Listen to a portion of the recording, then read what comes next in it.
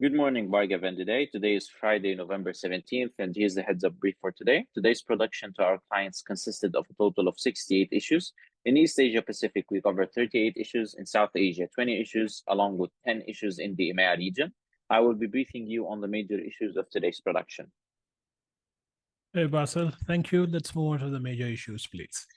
In East Asia Pacific, I'll be covering the top 2 of the 38. In Timor-Leste, the Mesquita Anur road in the Kampung Alor area of Delhi municipality has been temporarily closed for travel following a fire-related incident. The fire broke out near the An-Nur Mosque in the area.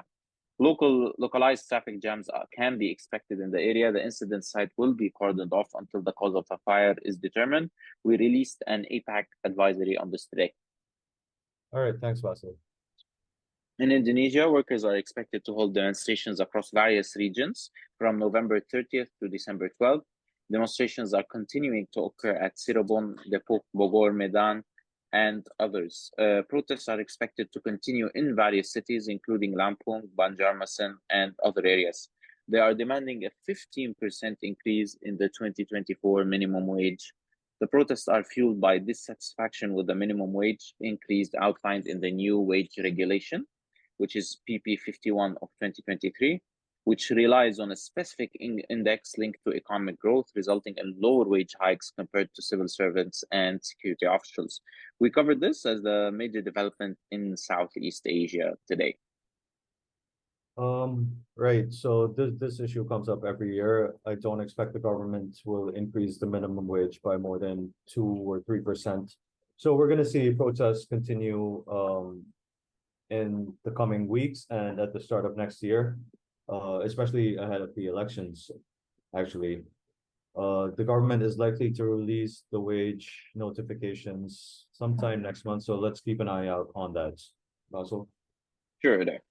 Yeah. In South Asia, I'll be covering the top issue of the 20 issues. The cyclonic storm Midhili is gradually moving towards the northeast in the Bay of Bengal and is forecast to make landfall near Kipupara in Bangladesh tonight or early tomorrow. The cyclone is also forecast to impact parts of India with heavy to moderate rainfall.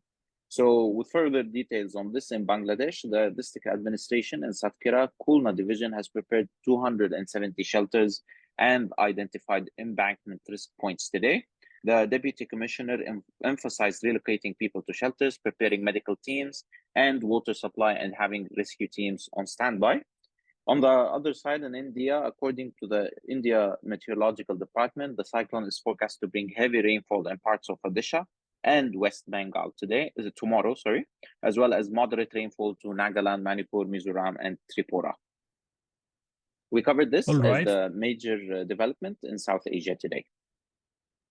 All right. So the cyclonic issue, especially in India, is a recurrent problem, but to a greater degree, NDRF, or the National Disaster Relief Management or Disaster Management Force, is very capable of handling such massive calamities, and they've demonstrated it time and again. Orissa and Bengal specifically have this problem, and Bangladesh has actually increased the capacity to deal with such disasters. But the concerns remain, as you rightly mentioned, Bassel. Thank you. Thanks, Bhargav. In EMEA, I'll be covering the top 3 of the 10 issues in France. Activists associated with the Yellow Vest movement will stage protests in Paris and other major cities today and tomorrow. The purpose of the protest is to demand increased salaries as well as governmental and societal reforms. The group is also calling to leave on the government to leave the North Atlantic Treaty Organization and the European Union. The largest gatherings will take place in Paris, Bordeaux, Lille, Lyon, Marseille, and Toulouse. Thousands of supporters of the Yellow Vest movement are likely to participate. We conveyed this to our client via an advisory message today. Yes, the labor unions, and in this case, the so-called Yellow Vest movement, they are quite belligerent in France and other parts of Europe, of course. This actually indicates the need to evolve as time and other economic factors have evolved since the pandemic, especially. And the government needs to do a lot more to ensure there is greater and better regulation of certain factors, such as the pay increases, as well as overall inflationary pressure on the economy. So let's keep a closer eye on the labor union movements, as well as the protests in major cities, and keep support our clients accordingly. Thank you. Sure, Bhargav.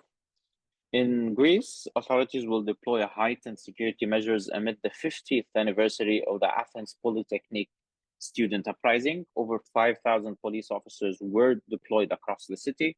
The PASOK movement for change will lead a march throughout the city, ending at the US Embassy in Athens.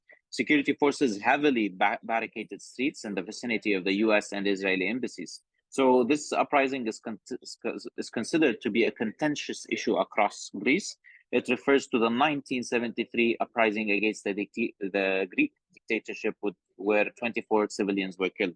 We also conveyed this to our clients via an advisory message today. All right, thank you.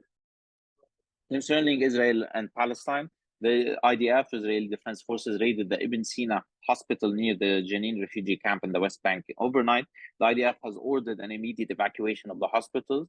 3 Palestinians were killed by the IDF when they attacked the tunnels checkpoint in Bethlehem in the West Bank. A soldier was killed and 3 military officers were injured. Bhargav, and today it seems that the violence is increasing across the West Bank between settlers and Palestinians, as well as between Palestinian militants and the Israeli security forces. We also conveyed this to our clients via an advisory message today.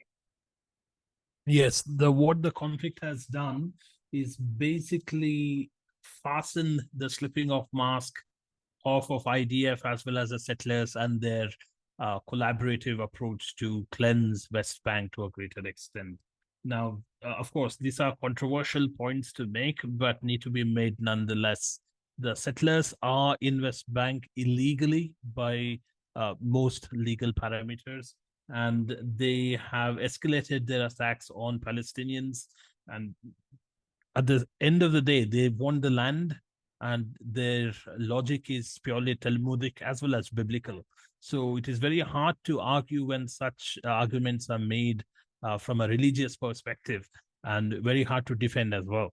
So let's keep a close eye on how the conflict evolves, especially in West Bank, now that the violence has escalated even further. Yes, we're monitoring this closely. That's it for today. Anything else from both of your ends? Nothing else from my end. Thank you. Thanks. Thank you.